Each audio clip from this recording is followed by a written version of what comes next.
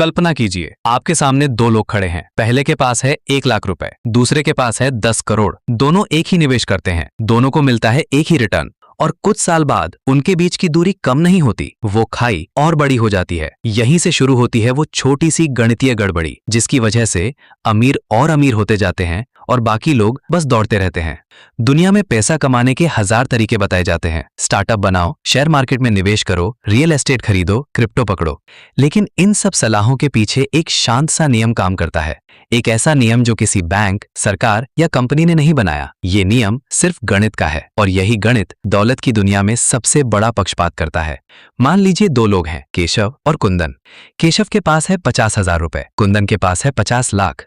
दोनों हर साल 10% का रिटर्न कमाते हैं। अब पहली नजर में सब बराबर लगता है, क्योंकि प्रतिशत तो एक ही है। लेकिन 1 साल बाद केशव के पैसे बढ़ते हैं 5,000 रुपए, कुंदन के पैसे बढ़ते हैं 5 लाख। एक ही नियम, एक ही बाजार, एक ही प्रतिशत, लेकिन नतीजा पूरी तरह अलग। और यहीं से शुरू होती है असली कहानी। अब इस गणित को थोड़ा आगे बढ़ाते हैं। मान लीजिए ये दोनों लोग अगले 20 साल तक वही 10% कमाते रहते हैं। केशव का पैसा 50,000 से बढ़कर लगभग 3 लाख के आसपास पहुंचता है। बुरा नहीं है, लेकिन कुंदन का पैसा 50 लाख से बढ़कर लगभग 3 करोड़ 36 लाख हो जाता है। और ध्यान दीजिए, यहां किसी ने ज्यादा मेहनत नहीं की, किसी ने कोई जादुई ट्रिक नहीं लगाई। बस एक फर्क था, शुरुआत का। इस पूरे खेल का नाम है कंपाउंडिंग। कंपाउंड इंटरेस्ट दुनिया का 8वां अजूबा है, लेकिन लोग आमतौर पर इसका एक ही हिस्सा समझते हैं कि कंपाउंडिंग से पैसा बढ़ता है। असल कहानी थोड़ी अलग है। कंपाउंडिंग सिर्फ पैसा नहीं बढ़ाती, ये असमानता को भी कंपाउंड करती है। क्योंकि कंपाउंडिंग रैखिक नहीं होती, ये एक्सपोनेंशियल होती है। शुरुआत में ग्राफ सीधा लगता है, धीरे धीरे बढ़ता हुआ, लेकिन कुछ समय बाद वो अचानक ऊपर की तरफ मुड़ जाता है और फिर तेजी से भागने लगता है।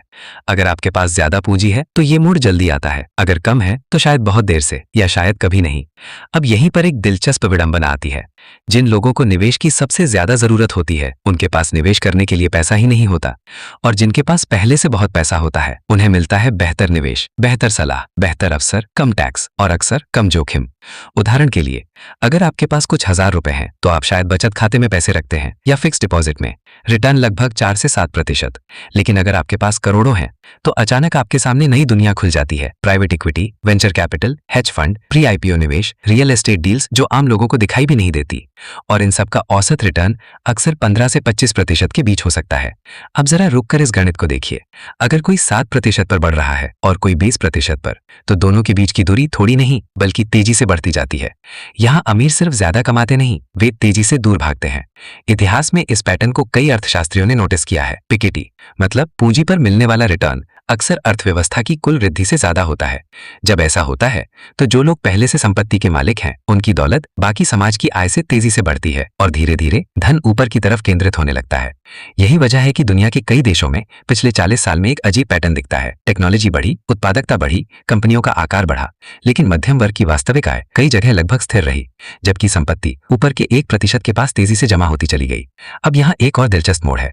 हम अक्सर सोचते हैं कि अमीर लोग ज्यादा जोखिम लेते हैं, लेकिन वास्तविकता कई बार उल्टी होती है। गरीब लोग जोखिम लेने के लिए मजबूर होते हैं क्योंकि उनके पास सुरक्षा नहीं होती, जबकि अमीर लोग जोखिम को फैलाते हैं। दर्जनों निवेश, सैकड़ों संपत्तियां, अगर एक फेल हुआ तो बाकी बचा लेते हैं और फिर कंपाउंडिंग अपना काम करती रहती है, चुपचाप, साल दर साल। यही वो गणितीय ग्लिच है। सिस्टम में कोई साजिश जरूरी नहीं, कोई खलनायक भी जरूरी नहीं। बस नियम ऐसा है कि शुरुआत में जो आगे है वो समय के साथ और आगे निकलता जाता है। जैसे दौड़ में किसी को 100 मीटर आगे से शुरू करने दिया जाए और फिर सबको कहा जाए अब बराबरी से दौड़ो। लेकिन असली सवाल यहीं से शुरू होता है।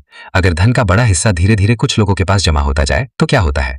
क्योंकि पैसा सिर्फ चीजें खरीदने की ताकत नहीं है, पैसा प्रभाव खरीदता है। राजनीति, मीडिया, नीतियां और कभी कभी खेल के नियम भी। इतिहास में कई बार ऐसा हुआ है और हर बार समाज को किसी न किसी तरीके से संतुलन वापस लाना पड़ा। कभी टैक्स के जरिए, कभी नियमों के जरिए, कभी आर्थिक संकट के जरिए और कभी क्रांतियों के जरिए।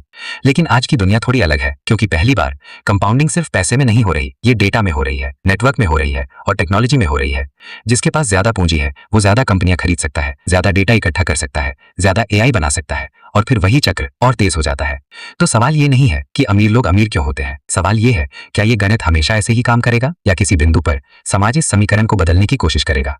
क्योंकि अगर एक छोटा सा गणितीय नियम दुनिया की दौलत को धीरे धीरे एक ही दिशा में धकेलता रहे, तो असली सवाल शायद ये है, क्या ये सिर्फ गणित है या भविष्य की सबसे बड़ी आर्थिक कहानी? ऐसे और भी फाइनेंस रिलेटेड नॉलेज जानने के लिए वेल्दी अजीत चैनल को सब्सक्राइब करें, वीडियो को लाइक करें, कमेंट में बताएं कि आपको इसमें कौन सा पॉइंट अच्छा लगा और कौन सा खराब। मिलते हैं अगले वीडियो में।